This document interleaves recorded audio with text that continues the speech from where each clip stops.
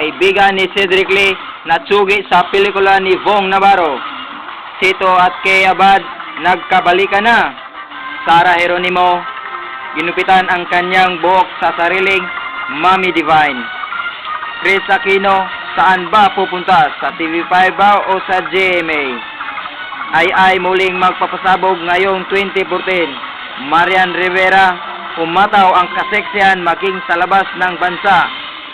Pauline, ayaw pa rin magpakasal sa 2014. Mula sa ABS-CBN News Center Manila, ito ang TV Patrol. Kaibigan ni Cedric Lee, tsugi sa pelikula ni Bong Navarro. Live roon si Jeff Batallones. Nagtatanggap ng tawag sa Star Cinema Region Specialist Chutis Pereira para ipaalam ng mag-uumpisa na ang shooting ni Bong Navarro sa kanyang pelikula na tinagda palabas ngayong Sabado, April 19, sa traditional na sa kanyang movie outfit sa ABS-CBN na kung Sabado Santo, meron silang pelikulang ipalabas ng bagong pelikula ni Bong Navarro. Isang horror comedy, pero wala pa itong seleksyon ni Binibining Joyce Bernal. Management sa ABS-CBN, kumpirmadong nagsusi sinugi ni Ellen Adarna ang pelikulang ni Bong Navarro dahil sa business sa Cebuanang actress na negosyante si Cedric Lee. Sabi ni Bong, baka hindi siya magagawa ng magpatuwa sa campaign ni Ellen na kanyang ex-ina Jeff Batallones, Patrol na Pilipino. Sito at Kay Abad, nagkabalikan na. Nagpapatrol si Atom Arroyo. Hindi sinadya nang magkita ang ex-lovers na si Tito Miranda at si Kay Abad sa compound sa ABS-CBN noong Lunes. Dalawang pictures na ni punos ni Tito sa Instagram account ng muling caption. Balik sa'yo. Diyan. Kamaya. Sarah Geronimo, inupitan ang buhok sa mismong sa Mommy Divine. Nagpapatrol si Willard Zeng. Hindi alam ang pagsara at mayimik na pumapasok sa loob ng kwarto ni Sarah. Sasabihin galit mano si Mommy Divine dahil pagkaseryoso na ni Sarah ang talensyon nila ni Mateo Gudicelli. Nang nalaman ni Sarah sa nangyari sa kanyang buhok, dali-dali siyang lumabas sa kanilang bahay at sumakay sa taxi at pumunta sa kanyang hairdresser para ayusin ang kanyang buhok na ginupitan sa kanyang Mommy Divine.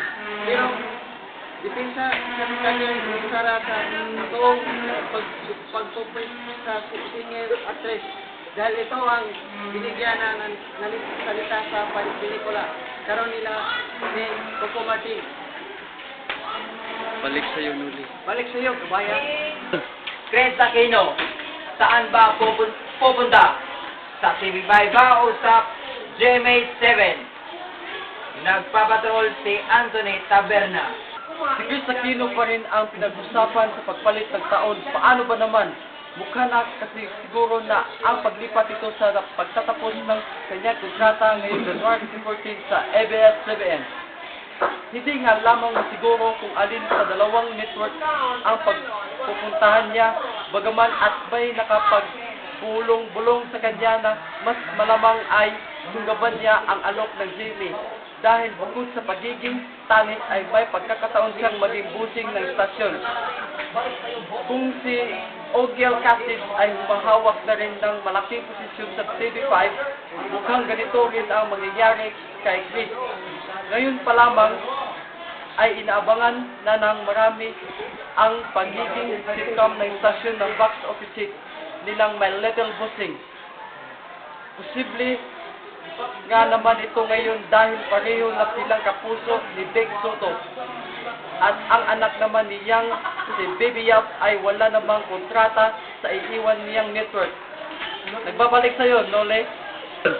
Sa pagbabalik ng TV Patrol, ay muling magpapasabog ngayong 2014.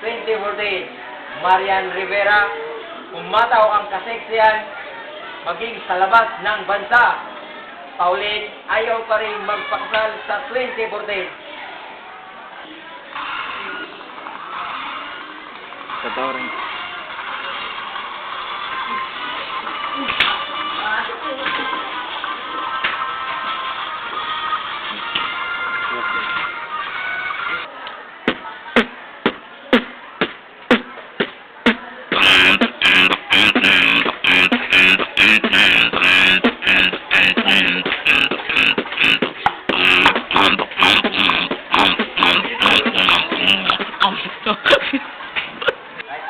Managi.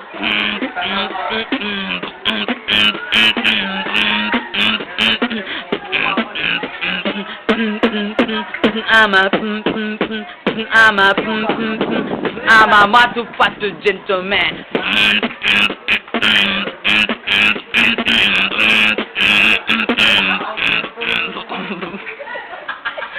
Buwan ba?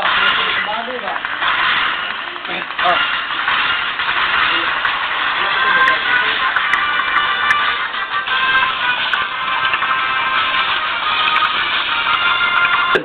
Marian Rivera, humataw ang kaseksihan maging sa labas ng bansa. Nagpapatrol si Alvin Alchico. Hindi pa raw maging masaya ang kapatuan ni Marian Rivera dahil sa kabila ng kamalangan nila ni Dingdong Dantes ay nagawa nila makapunta ng Hong Kong at Laos for a brief respite. Ito bali ang regalo nila sa isa't isa na nagpagkasunduan nila na wala na silang regalo sa isa't isa at halip ang gagastuhin nila sa dito, i-donate na lang nila sa biktima ni Yolanda. Ito ay sa kabila ng wala ng katapusang pagtulong na ginagawa ng aktres sa mga sinulanta ni Yolanda na ang pinakahuli ay ang pagbibigay na kanila ng bangka na magagamit nila ng paghahanap buhay. Pagbabalik nila ay sabak na agad sa bago niyang teleserye. Si Marian may gagawin din itong pelikula sa Regal.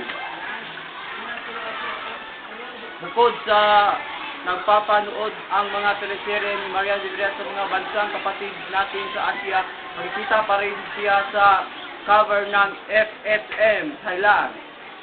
Ito po si Alvin Alchico, Patrol ang Pilipino.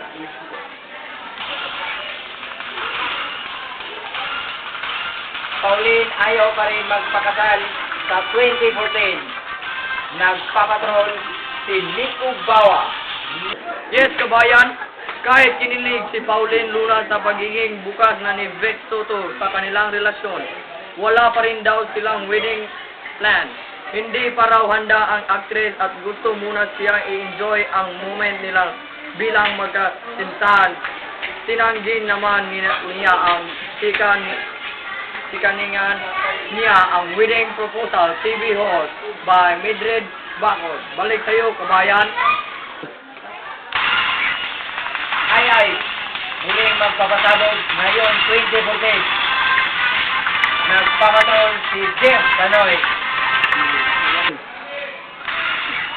Ay, muling magpapasabog ngayong 2014. Kung inyong napapansin, hindi gaano kaganda ang nangyari sa career at personal life ni Queen Ay Dialas-Alas sa taong 2013. Absent siya sa MMFF sa taong ito. For several years, palaging clear si Ay sa MMFF for tanging na serye at iba pang pambatang pelikula. Pagdating naman sa love life, hindi rin kagandahan ang nangyari sa napahiwalay niya ang kanyang boyfriend at napunta sa dibandahan. Plus napapalayo na rin ay sa kanyang mga anak dahil nasa Amerika ang mga ito ngayon, pero sabi niya sa interview ni Abunda Boy sa kanyang bandila, she will make history sa 2014. Ibig sabihin, re-race back siya at mananabog ulit at iba pang pagkawain ng anumang nawala sa kanyang sa 2013. Sige, tignan na lang natin. Balik sa'yo, kabayan. Tignan naman natin ang weather forecast ni Kuya Kim.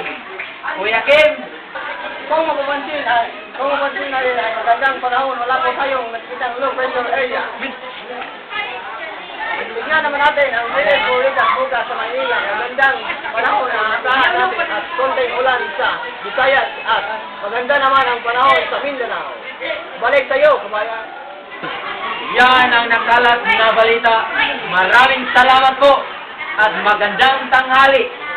Bayan